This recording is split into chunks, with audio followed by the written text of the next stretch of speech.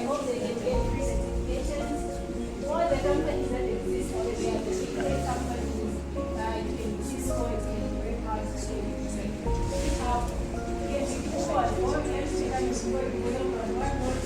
you guys with these emails and the other people that are on the list, you can access all those packages for free. So someone will come up and give us his presentation.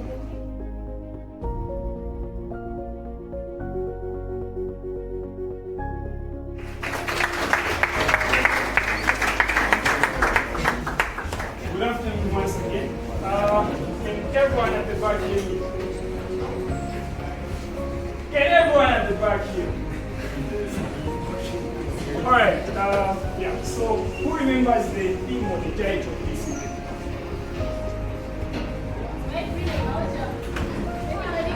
Anyone? Can you like that? Anyone remember?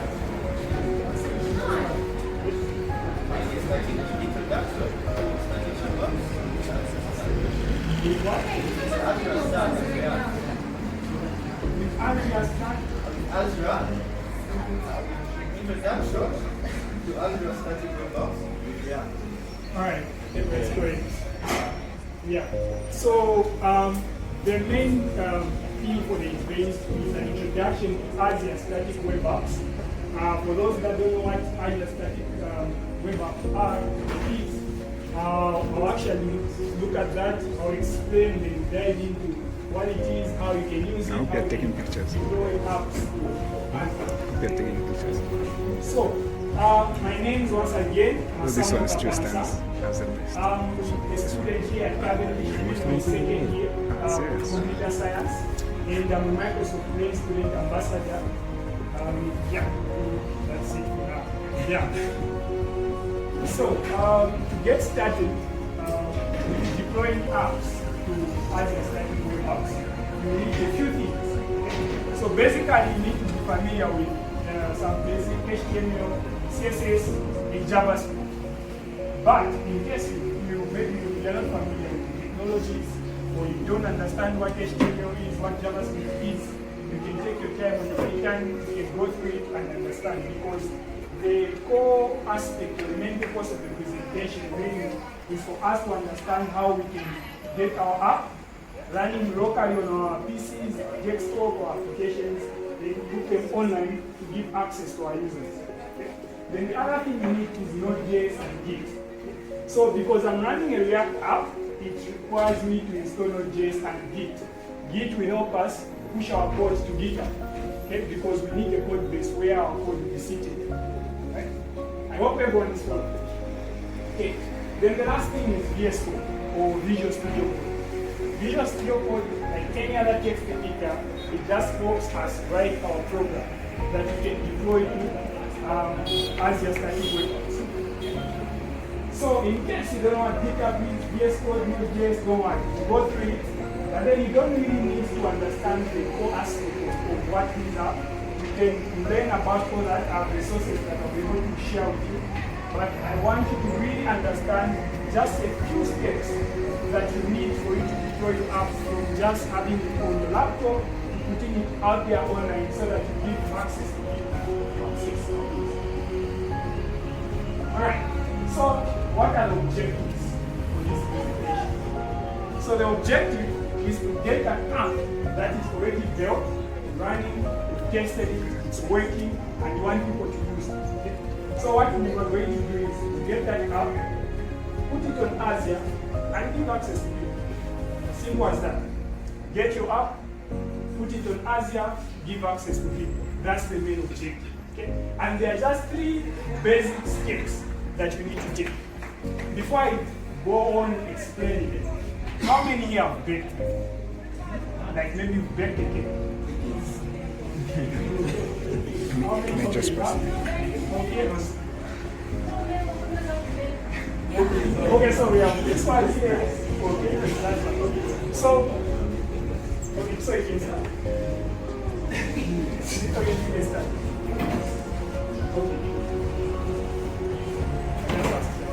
Okay, so I want you to give us a summary not the whole explanation of how we can bake it. Just a few steps. What it takes, what you need for it to be ready. You combine dry ingredients and wet ingredients. Are you able to hear at the back? You combine dry ingredients and wet ingredients like flour, eggs, milk, and whatnot, and then you put them in the oven to sit for 25 minutes. And when the cake is ready, you take it out of the oven, and then if you are ready to cream it, you cream it, and it's ready to be eaten. Alright, do a round of applause. Yes, sir. Yes, apart from that, I think you also need some stuff that's going to make the taste of the cake to be better. Okay. Like some essential oil and some flavor. Yeah, so Black I label. think apart from that, yeah, maybe what's your thing? Alright, please give him a round of applause. Thank you so much. You can add wine also. Add wine. Saying you can also add wine. So right? Yeah. So if you follow through the explanation, you notice that we are only taking 3 simple steps for them to prepare the cake. Okay? So the first one is that you need ingredients. You can't put a cake in the oven if you not yet mix the ingredients, right? So what you do first is that you mix the ingredients. Before you mix the ingredients, you need to know what ingredients you need, right? So you need to know whether you need a tomato in the cake, whether you need sugar, onion, you need to understand the ingredients. Once you understand the ingredients, then now it will be easy for you to go to the next step, which is what?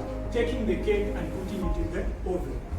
Ladies and gentlemen, it's the same thing when you're trying to deploy an app. As the first thing that you need to understand is the code. Is the code working properly? Is the application doing what's intended to do? So once you understand the basic functionality of your app, whether it's a mobile app, whether it's a web app, whatever it is that you're trying to deploy, make sure that you understand what it does and is it doing it. So locally when you run it on your PC or on your computer and you understand that it's working, it's running, you've tested everything, right? Then now you are ready to bake the cake, right? So now when you understand that, okay, you've tested it, it's working, everything, right? You've mixed the ingredients, you've put the tomato, you've put the wine, then now you're ready to bake the cake. Ladies and gentlemen, it's at that point, after understanding your code, looking at it, testing it, and making sure that it works, that now you prepare the code and push it to GitHub. Okay? Why do we need to put it to GitHub? Putting it to GitHub creates a space, right? Creates a space where the code is seated and can easily be reviewed and deployed to Azure so that people have access to your application, right? So now what does GitHub do? Immediately you push your code to GitHub, right? So GitHub is just put it in simple things, it's just a storage system that keeps your files. So you don't need to be specifically a developer for you to deploy your application. If let's say you're a writer, okay? So you have got books, you write, you do scripts and all that. You can easily take those files and set them on GitHub and people can have access to them. You can either give them access, putting it public, or you can put it private, where you're the only one that has access to it. Right? So when you put your code on GitHub and you create as a resource, you create what we call GitHub Actions. So those GitHub Actions allow you to automatically build and deploy your app to Azure so that every time you make any change to your code and commit, those changes will be live on your website, on your application. Right? So the last stage now, you've put the cake in the oven. It's now ready. And you know there are some tools that you use when you are baking the cake. There are different ovens, right? There are those ones, I don't know if you've come across, where you put a timer, you know, when you put the cake there, you put a timer, you put the temperature and everything. Immediately the cake is ready, you hear a sound. Once you hear the sound, then you know that the cake is ready and you can now decorate it, right? So as she mentioned, at that point, maybe you can put different flavors on top, you can write something there, you know, so you can do different things with the cake, and that is why we see different varieties of cakes out there. It is at that point that after you've successfully deployed your app to GitHub and as a static web, you can now fully customize the app. You can buy a custom domain name, you add it so that you can share it with other people. People can get that domain. For instance, you can have a website called Typical.com, which is already there, right? Unfortunately, you can't make an app with that name because it's already taken. So every domain name is unique. So what that does is that it helps you have a unique name that you can share with everyone. If it's a business website, you can just tell people the URL of the business or domain name, then they can easily access your application or your website. And those are the simple and 3 steps that you need to deploy your app, from having it locally on your PC to having it online for your users to use. I wish I could say this is the end of the presentation, but we have the demo coming. Okay, so introduction. We've already put the foundation in place. What we want is to put an app online so that people have access to it. Okay? So I want to mention about the scenario because we've already done it. Looking at it with an illustration, this is what happens. And I've already explained it. Okay? So there you have your code. Okay? So your code, you push it on GitHub, you create Azure resource, it creates GitHub actions, then whenever you deploy it, you create what we call static content. Okay? Remember the name, it's called Azure Static Web Apps. So what you are actually doing is deploying static content on Azure that your users can easily have access to. Right, so now, why Azure? Okay? Why use Azure? So Azure has a few features that will make it suitable for what we are about to do. And one of them is what we call global distributed web hosting. What that means is that when you push your code on GitHub, okay, and you want to deploy it to Azure, what Azure does is that it pushes that code to servers that are near the users. So if let's say we have a server in Kenya and we have another server in India, if you are trying to access that website, it won't load the content that is seated in India. It will actually load the one in Kenya because it's near it. So there's faster access to your content. Okay? Then the other one is integrated API, right? So what Azure, the beauty of Azure again, is that it allows you to write your backend and your frontend in one code base. So you don't have to write 2 separate code bases for you to deploy to different servers. What you can do is that you write it in one code base, then when you deploy it, you just deploy it Azure, and Azure handles everything for you. And that is where integrated API is coming for your backend system. Okay? Then we have what we call our first class GitHub with Azure DevOps integration, right?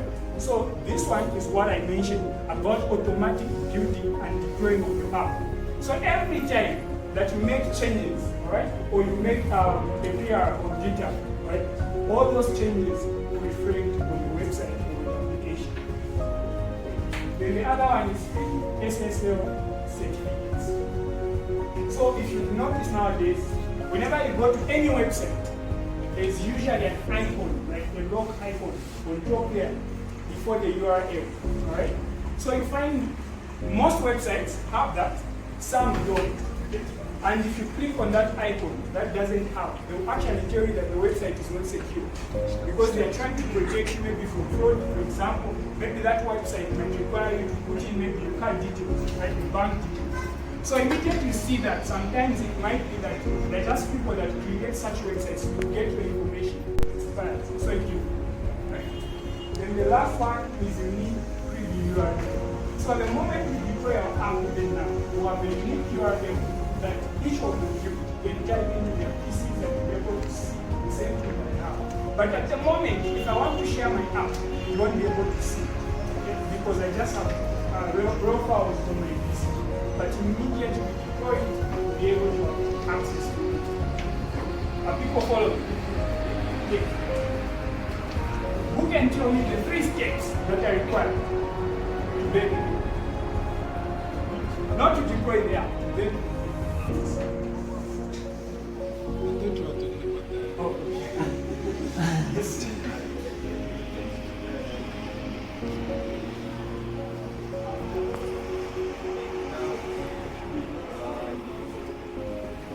Are you able to relate that? Are you able to hear people?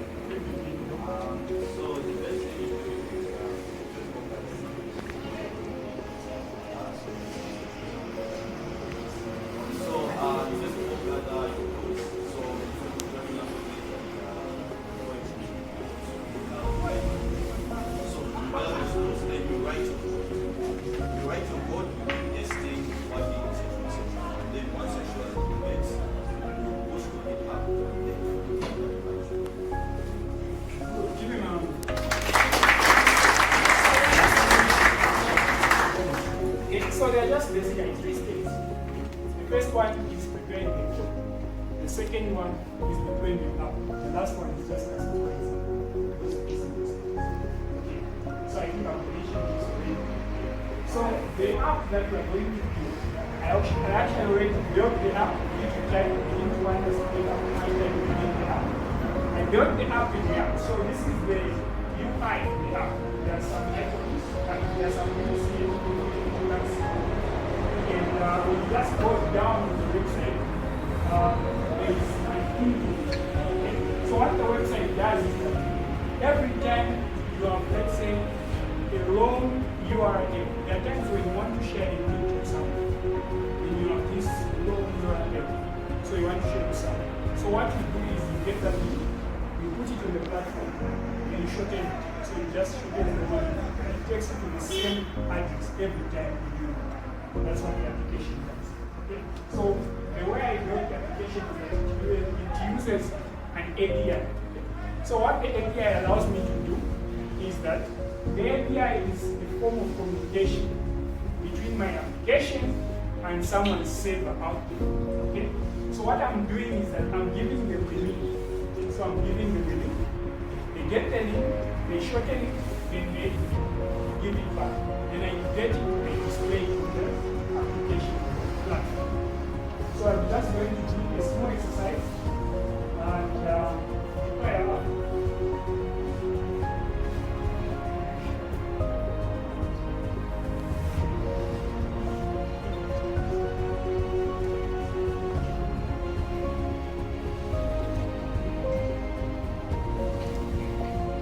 So, recognizing this law is one of the examples. Okay? Yeah. So this is React, and this is the function that Olivier was talking about, right? And these tags that we can see, these are what we call components, right? The same stuff that Olivier was presenting, right? So somewhere in my code, okay, let me just open up the code. So somewhere in my code,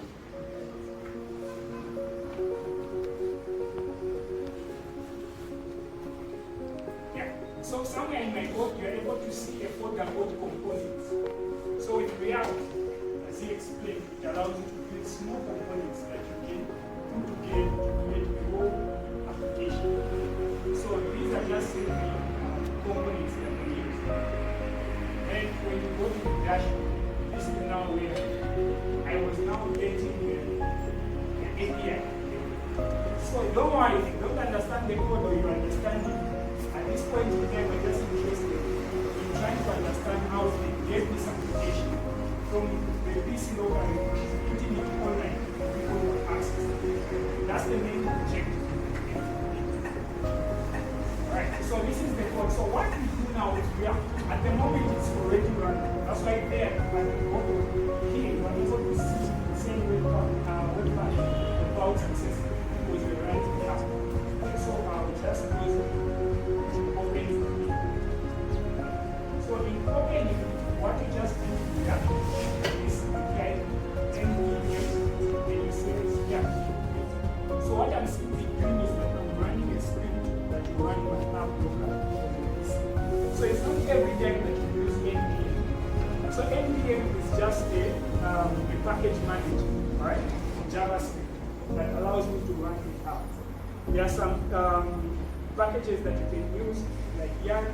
People use that, they don't use NPM, but you can use that as well. So the moment I enter, it will now start running the app locally on my PC.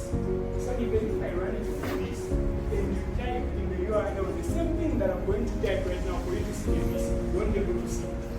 Why? Because it's running on my PC. So that's the issue, that's the problem that we're trying to solve, right? So that you now push it online, everyone will have access to it. So that's the application that it's now running. So if you see on top of them, they are on top of you. Notice, I don't know if you can read it.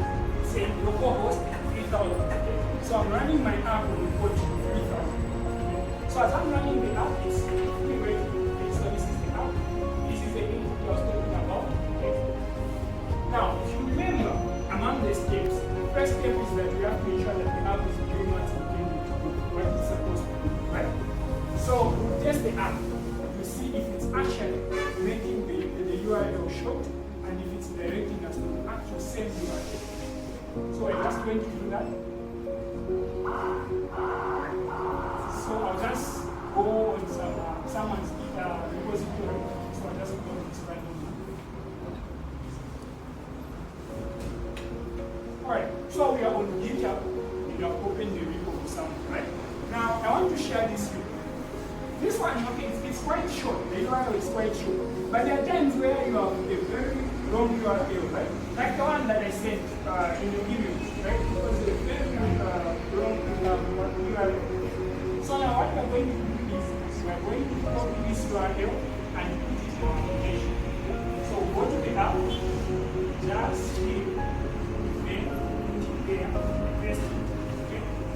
Then click the button. There's a button that's there, click it, then see something pop up. So this is the actual URL that we had copied, okay? Then here, I'm sure some of you can see, there's a link there. There's a link there that's relative to the one that we have. Okay? So these two links are now the same links. So if I use the short one and the long one to actually redirect me to the same page. So what I'll do is that I make sure that I also add a copy button so that someone can just use the button to be able to copy that text so that I can use it later. So what I'll do is that I'll just copy this. The moment I click there, you can even see the text has changed to the same one.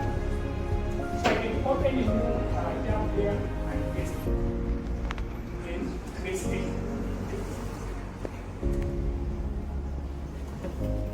The moment I paste in that, it's able to redirect me to the same page using that same page. So that part of the functionality is working. So go to another functionality. Now, what if someone just types in something random? Okay, is it also going to shoot it? Let's try that.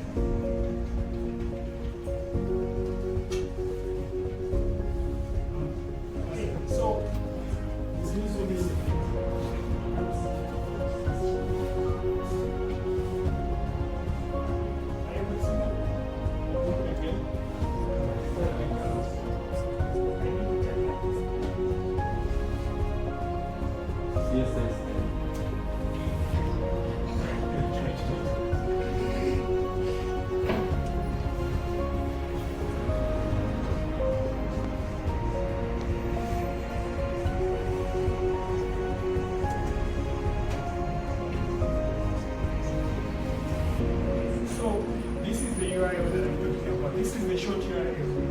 That's the one that we can copy, put it somewhere there, then it opens up. But there are times where now you type something here in the input. So you type something in the input that's random. Okay? So when you do that, if you actually bring out a prompt, I'm not sure if you'll be able to see it's in red, saying no short link found. Okay? So that's something that I just typed. So if someone makes a mistake with the link and they post it there, it won't work. So unless it's an actual link that takes you to an actual page, then you will be able to do that. Okay? Then the other thing that the app is supposed to do is that it's supposed to clear all the URL. Now imagine that I've just been getting URL, so there will be a note here. So what I'll do is that I'll just get another URL. I'll show you what I do. So let's say I get this one. And I can get this. Now, right?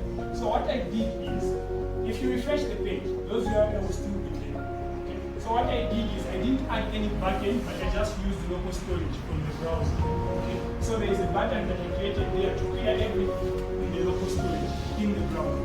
So it's not actually, the information is not going anywhere in the database with any backend saved, but it's just there in the browser. So the moment that I say I click the button, clear this, then it clears everything. So first step is done. Tested the app, it's working and everything. Right?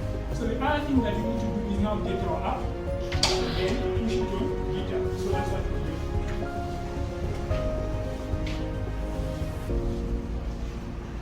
Okay, so this is GitHub. So when you go on GitHub, not sure if you can see this button. So there is this plus button. So when you're on GitHub, you just press that plus button, then you click on new repository.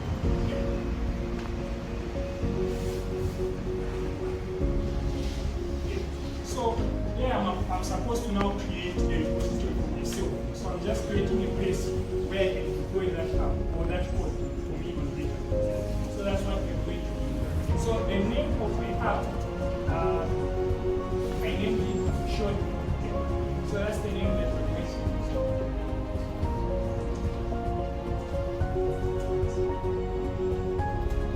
Once I do that, I want to give people access to the code so that people can actually go to the code and look at it and make changes if they want, so they can suggest changes to the application.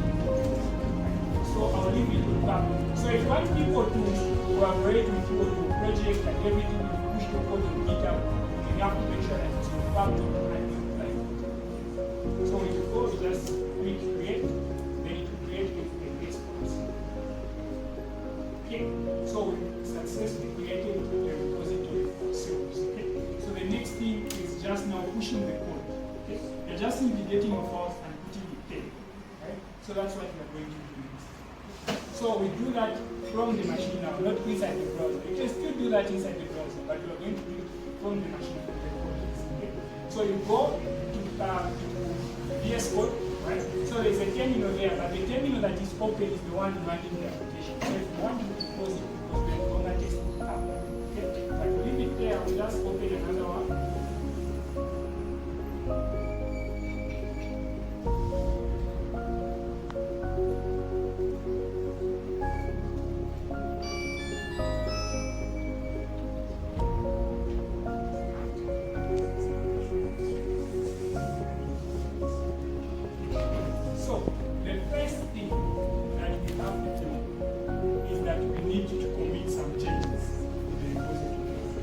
So now, while I was testing this, I already made those changes. So, but whenever you are building your app, let's say you open your application, okay?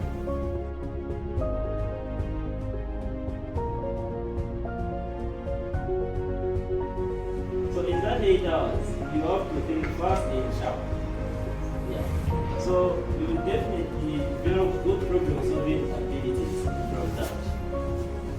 And the other thing is opportunity to network with other students and professionals in the field. For example, I know a number of people here that have made coding competitions.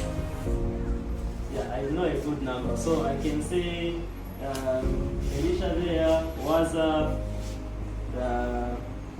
Stanley, and Samuel have attended one coding competition. Yeah, at some point. And like that, connections are built, networks are built. So see, that's another advantage like that. Hackathons. How many have attended hackathons? Yeah, I know coding competitions and hackathons are just like it's similar. Yeah. But anyone participated in a hackathon, not just like in Zambia, but even online.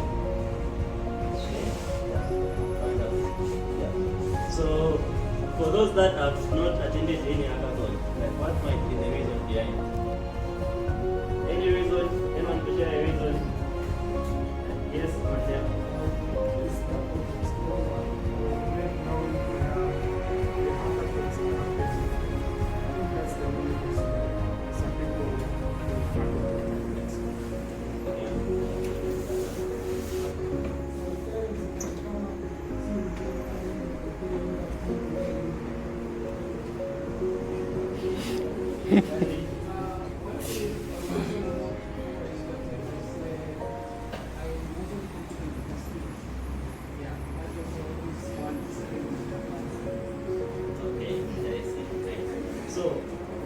Hackathons, one of the best advantages is teamwork and leadership skills. So you see, if let's say you didn't feel confident enough in your skills, but you know you go to a hackathon and you're going to team up with other students or participants. You know, each person has something little to contribute. When you put your heads together, there's so much that you can accomplish. Yeah. So that way you get to work in a team, and under those constraints, you learn how you can best work in a development team, how you can collaborate on the same projects, and just how to manage everything. And the other reason is you get to learn new technologies. So there are websites online that actually share hackathons. I'll share that. Even HackerRank and a good number of other websites that you can actually check out.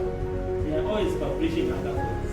There are hackathons all year round, and you can actually take advantage of those. So what most companies do is they put up very good prizes for hackathons for those that win.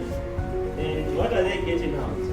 They are trying to get out best you can solve those problems. Whatever problems that they can put up, they're trying to see how best you can solve that. That's what they are getting out. So by you trying to solve those problems, you are also maybe using new technologies that they are putting out. So that way you get to learn more about new technologies. For example, in a blockchain hackathon, you get to learn more about blockchain and how to do stuff on the blockchain. Then the other thing is they can also pay a lot of funding. It's different to meet others to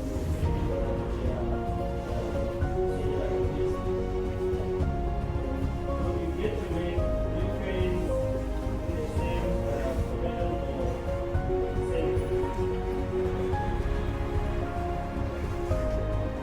The last one.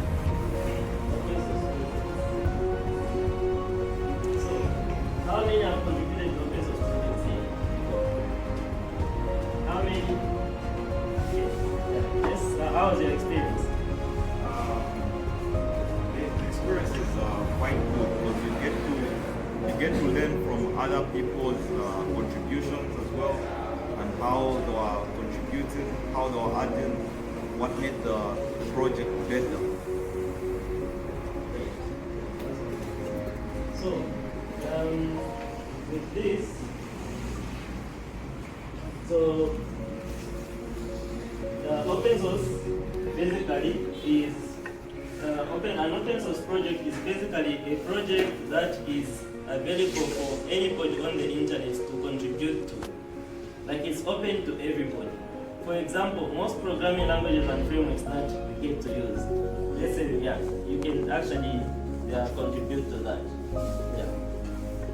But there are teams that maintain that, and you have to follow certain guidelines for you to contribute your code there. So now imagine contributing to something as big as that. How would you feel?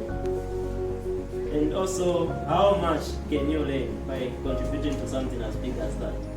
So that's why open source projects. That's what open source projects are. So open source projects again also help one to contribute to non-profit organizations or just community-based organizations. So there are community-based organizations that are only supported by the community. Especially, there are a lot of programming languages actually that are like that, and software too. Yeah, that we rely on and are maintained by the communities. So, as a student, with whatever you learn, you can check out the issues that are on that GitHub repo, and you see what you can contribute to make that real impact on the technology community. So the other thing is that open source projects help students develop technical skills and gain exposure to new technologies. So it's not always the advanced stuff that you can add.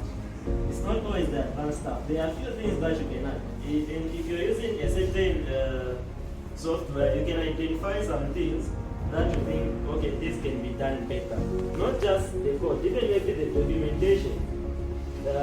So for me, in my experience, I used to hear a lot about open source from Olivier. Yeah, so I got interested and just started, after reading more, I just started adding a few things on the documentation. Yeah, maybe I see some issues on the documentation, or I just tried to see how best I can make it, work for others that want to take it. Yeah, like that. So I'll start from there, just showing that. Yeah. So open source contributions can demonstrate a student students taking ability and passion for technology to potential employers. So on your GitHub, there's that, what is it a graph, a contribution graph? Yeah. So there's that contribution graph. So as you are working on most projects, that contribution graph will be showing green stuff. Yeah, depending on the contributions that you are making. Most employers, yeah. So most employers will check your GitHub profile and just see how colored your graph is. Yeah, if it's green, they'll definitely know this is a hit for us. We definitely need this guy. Then they'll get to the other things. So if they see on the projects that you contribute to, they just see one big project that you've contributed to or some big open source projects. That's a plus for you because it will definitely show what you are up to. So the other thing when it comes to preparing is networking. So in my experience, I got to learn more from networking events, and networking events actually exposed me to people that helped me a lot in my career. So previously, working with other programming languages, things weren't going as good. Then there was Olivier, who was mostly advocating for JavaScript. He would always share on how JavaScript how it is easier to learn JavaScript and use it to build for both the front end and the back end. So all these you are seeing there are some learning resources, that is premium learning resources, tools that you can use, integrated apps, premium deals. And you also get to have GitHub Pro with this part. Yeah. So for me, as a student, I mostly utilize this pack and I actually benefited a lot. You want to start data science, you can access DataCamp for 3 months for free as a student and get the certificate in data science. So there are these things. I have a question about DataCamp. Yeah. So you get the resource through which platform? So once you get this GitHub skills, all these that you are seeing, you get it for free. All you that will be needed is for you to log into that platform using your GitHub account. So GitHub account so DataCamp, just once you're just validated as a student, get the GitHub DataCamp 3 months free. All you have to do is just log in. When you access, there's a link for the pack. You just go there to redirect you and you log in. There you go. Yeah. You can build businesses there using some of these tools, and just by putting it out there that you've used these professional tools, some employers will definitely get interested in what you do. Preparing for job interviews, there's interview cake there. You have a few free stuff that you can use, and some at a discounted price. But this pack is everything. This pack is everything that you need. Yeah. You get to check it out. There's everything from Microsoft, DigitalOcean.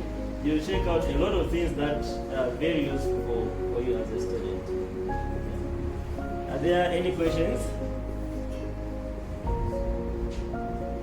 Questions? Okay, so since there are no questions, so in case you want to learn on how you can balance, so in case you want to learn on how you can balance, there are also some people that you can see that can help you with that have been managing to balance their school and their work.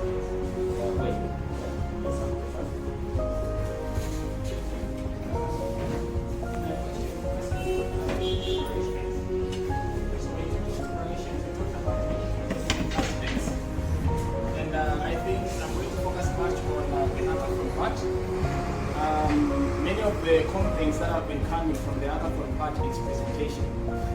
So I feel a lot of us are left out when trying to contribute or participate in hackathons based on how we present.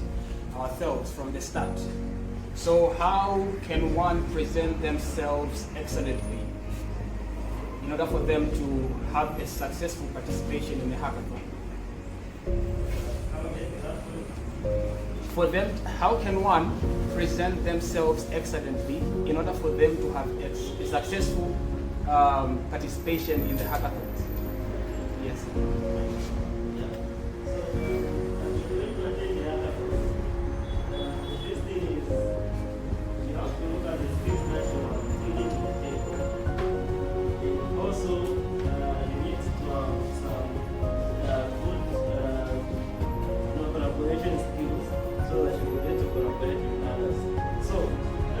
When you're participating in a hackathon, the first thing to do is, before you go there, once you just read that, you're supposed to know to start brainstorming some potential problems that you can solve and the potential solutions. That just starting with that, as a head start. From there, when you meet with the team, because the team, you get to decide now, you get to pick an idea maybe that you can get to work on, or even if it's online. So you have to follow, if maybe they have specified some coding standards, you have to ensure you follow those coding standards. So as you're participating in the hackathons also, the other thing that you have to work on are your skills. Because definitely that should be first. So when you improve your skills, you definitely get to present yourself much better than the rest. Yes. Someone?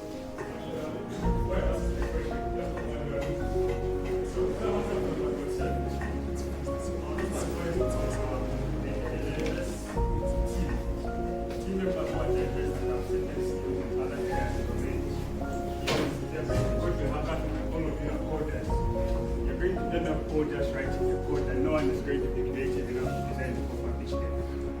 Then, if possible, be excellent learners. Like, find yourself amongst the team of people who are willing to learn things that are not even tech-oriented. Because what hackathons do, in my experience, is they'll give you this thing to work around. Yes, you're good at building the frameworks, Django, Python, and all that stuff. But then it's going to slowly move away from the technical part, how you see the world and how you think about it. So as time goes by, even in the bootcamp or development phase, the technical part will be the least problem you have. To now be what stakeholders you have, market variable, position, target market, and all that stuff. Then going to my question now, to do with balance and everything else. I'm a student personally and done a bit of work here and there, worked on a bit of projects. Now, the question is, how, personally, how have you delegated your time towards certain projects and at what intervals? I know you're running a lot of things, but how do you do that?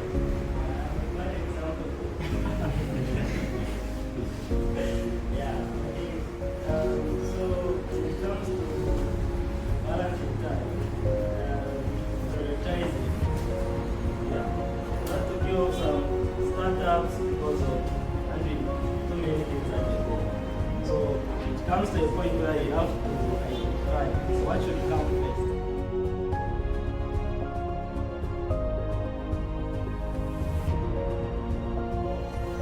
I didn't know anything about Azure, but according to the way you explained, I really found some benefits that I feel like to transfer some of the projects or some of the works that I'm doing using Azure.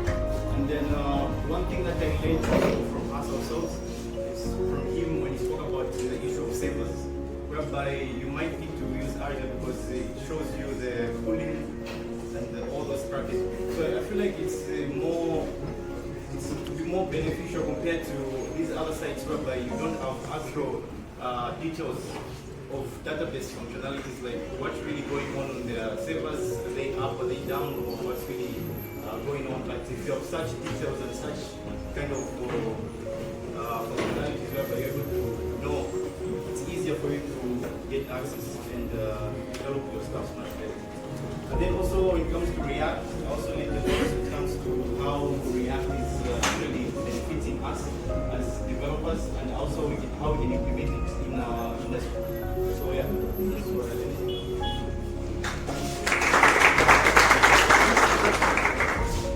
My name is Nyirenda, and I'm from Cavendish Technologies. And what I learned from here, again, I never knew that React was really ranking all the frameworks that are there.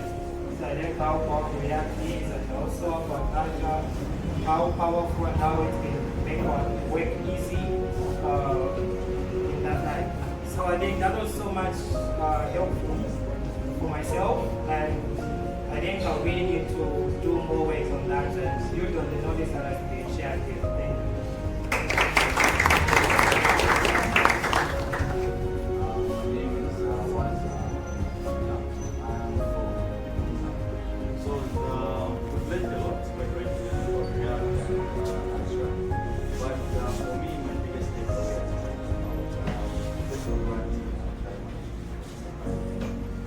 Having to work on your own things without being able to learn about how you can approach balancing work life and school life. That's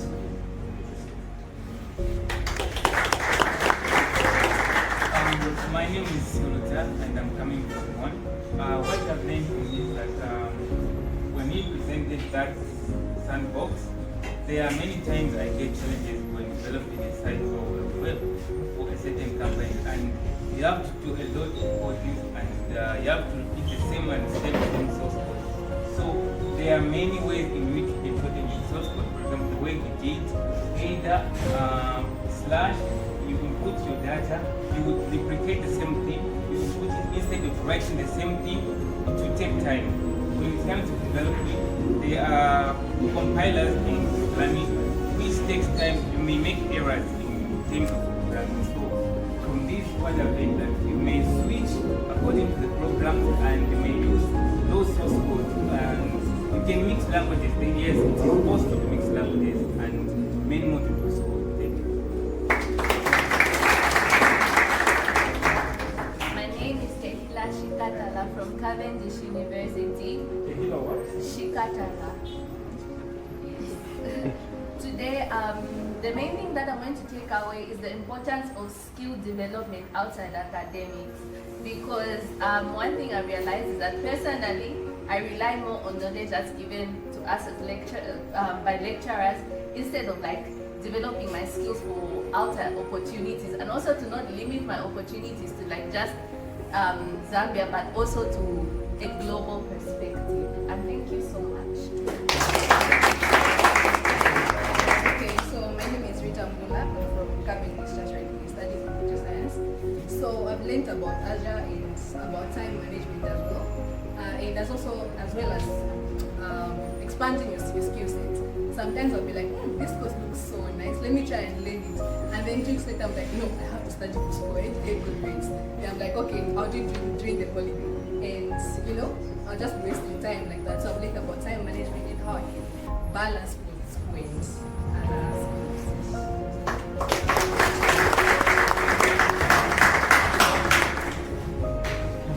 My name is Bright Ndamloka from Philippines. The major takeaway today has been hands-on skill building, where you have to be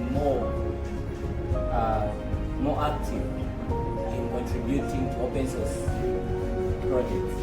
That has been my major hindrance when it comes to this field of technology. And I'm looking forward to adding my impact in that way, because communities are supposed to be, we are supposed to take and also give back to communities. And Azure, is it Azure or Azure? Yeah. So on that regard, I for one have been a Google type of guy, Google Firebase, and after today I've come to understand and I've seen how easy it is to deploy to Azure. I've been using Heroku for testing my apps, but it's quite tedious and hectic setting up GitHub to Heroku, I need to download the CLI and whatever. So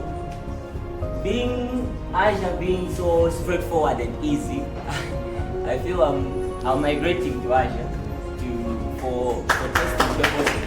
That's the major thing I appreciate the panelists that was here for the wonderful resources that you shared and for your time and knowledge that you shared with us. I appreciate that. Alright, so the giveaways will go to the people that came in front. Yes, because they stood up to speak and they shared what they learned at the end. I was like, okay, how am I going to select random people? So we decided that people who come in front will get the giveaways that we get with them. So you guys just try to... So the event is done. We're kindly asking if we can get a group photo outside. Just make sure you don't leave anything behind here. And you have... Before we go outside, I just wanted to thank you guys all for coming here.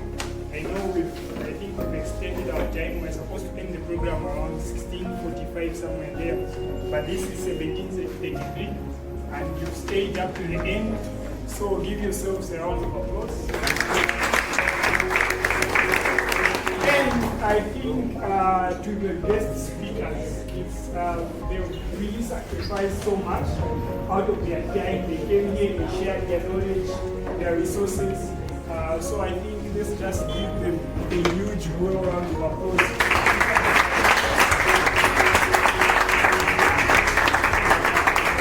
And of course, the event itself, I think it's a lot of work organizing such an event, and we had a lot of